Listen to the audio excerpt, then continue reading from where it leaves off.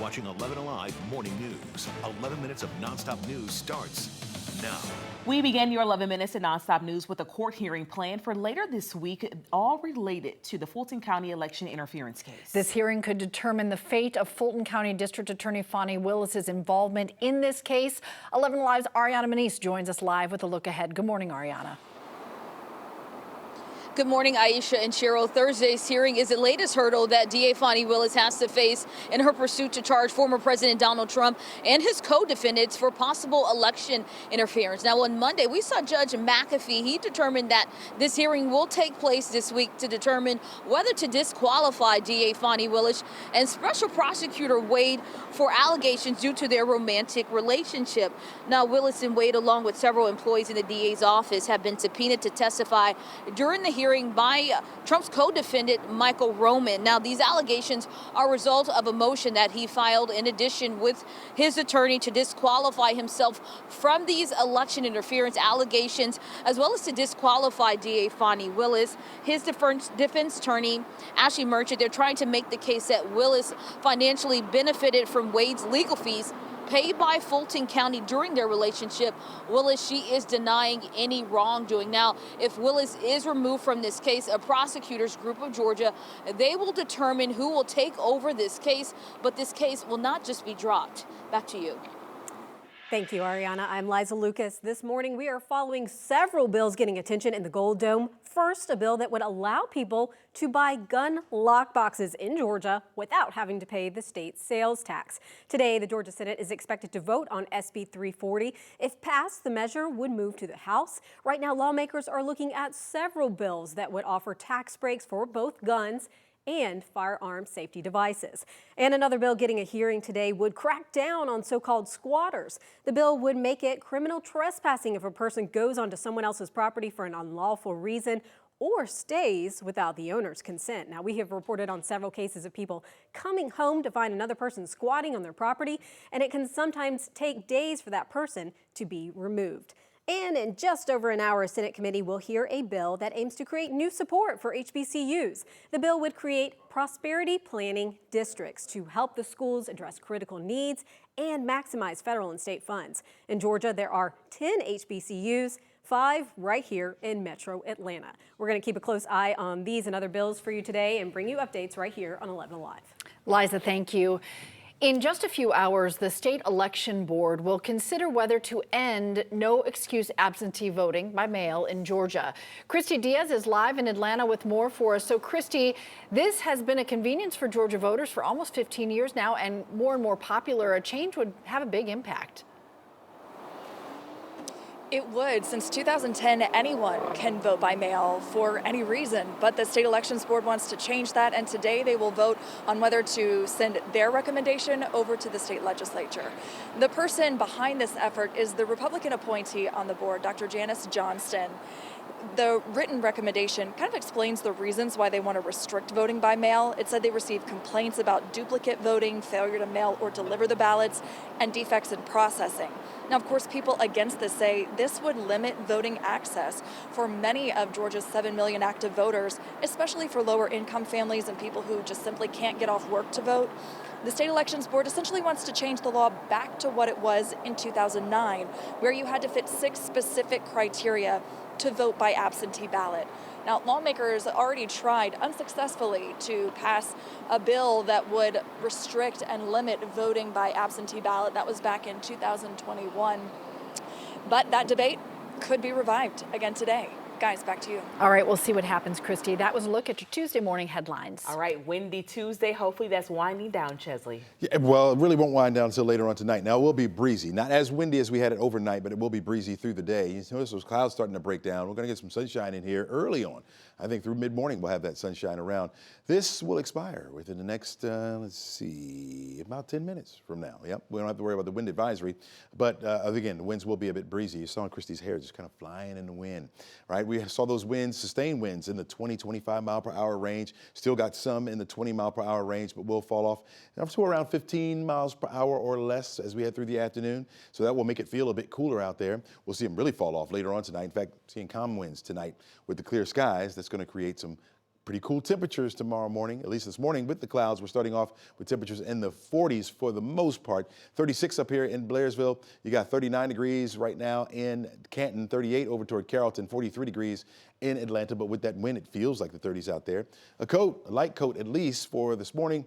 This afternoon, heavy jacket will do you. It will be on the cool side as temperatures will only be around 54 degrees. High pressure is building into the area, which is why we're seeing those clouds begin to cease. That high pressure will stick around for the next couple of days. Will have an effect on our weather as far as the dry air goes. You notice this purple color here? That's the dry air. It's locked in place for this afternoon, Wednesday, even into Thursday. We'll still have that dry air in place. You notice some of that blue starting to enter into the map here. Some more of those clouds will start to filter in as we head toward the end of the week with a chance of rain by Saturday. It's a low chance for now. Forecast track model shows those clouds that's over us now breaking down. We'll hold on to the sunshine through the rest of the afternoon and hold on to it for tomorrow as well. Love Day tomorrow. Love will be in the air and warmer air will be in the air. You're looking at 61 for the high temperature. My pick for the week will be Thursday, 64 degrees for the high temperature under mostly sunny skies. A few more clouds coming in on Friday. We'll be at 63, and then that rain chance late Friday going into Saturday. I think it'll be around Saturday morning, but by the afternoon it clears out and will cool down over the weekend as well. 33 degree start on Sunday morning, only 52 for your forecast high. Crash? All right, Chesley, appreciate that. We've been just watching little by little as the rush hour starts to develop, a little bit more development than what you want along 316, thanks to a wreck on 316 westbound right near Riverside Parkway. So the thing about 316 is a wreck on one side impacts both sides because you don't really have a big median there. So be prepared for the delays in both directions in and out of Lawrenceville. And then unfortunately, we found trouble on 85. This is southbound right near Pleasant Hill Road. That's off to the side of the road, but that's going to add to an already crowded ride. That's why 85 is condition yellow, 475 holding green for now, but there's a very crowded I-85. Cheryl?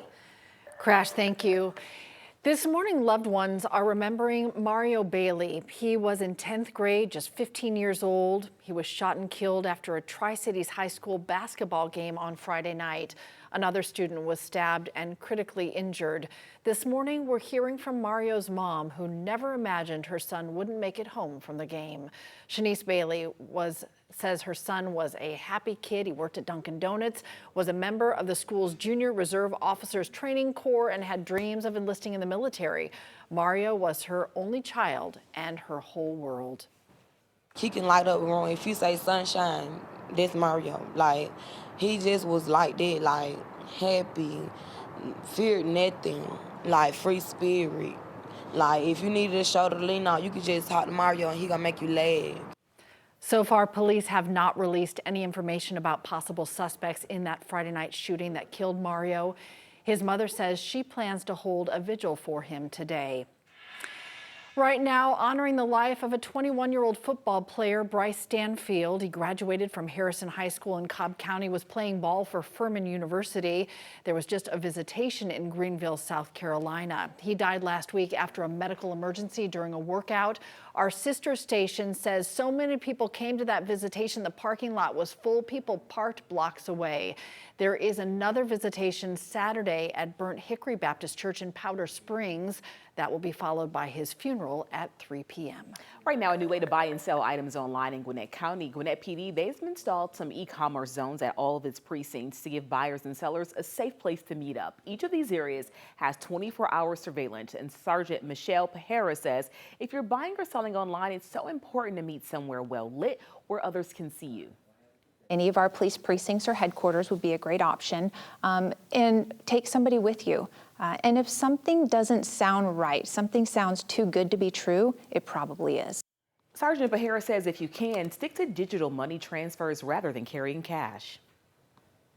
Today in Fulton County, residents can get free CPR training in English and in Spanish. The American Medical Response of Georgia conducting the training each Tuesday through May 14th. There'll be 2 sessions per day. The first starts at 2 this afternoon, the second at 6.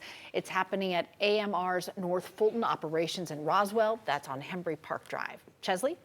Cheryl, looking at temperatures by noon, right around 48 degrees. It's going to be a cool afternoon for us, despite the fact that we're going to have the sunshine around. Those clouds will be out of the way by the time we get to mid-morning. By 3 o'clock, 54 degrees for the high temperature today, a little bit below our average for this time of year, but those northwest winds still up to about 14, 15 miles per hour will make that 54 feel a little bit cooler out there.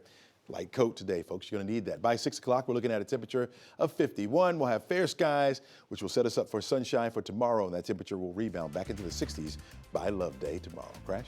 Ah, good old Love Day. You're going to love the ride. I mean, it's crowded. No major traffic alerts. I got one wreck sitting off to the side of the road, 85 South at Pleasant Hill. That's why we're looking at I-85 right there. It's crowded from 316, but we'll see what happens. I'll get you an update at 7:26. Add this to Usher's amazing weekend list. He's found his boo. According to People magazine, the superstar married his longtime girlfriend, Jennifer, over the weekend. People sharing these photos, including one of them at the Super Bowl after party.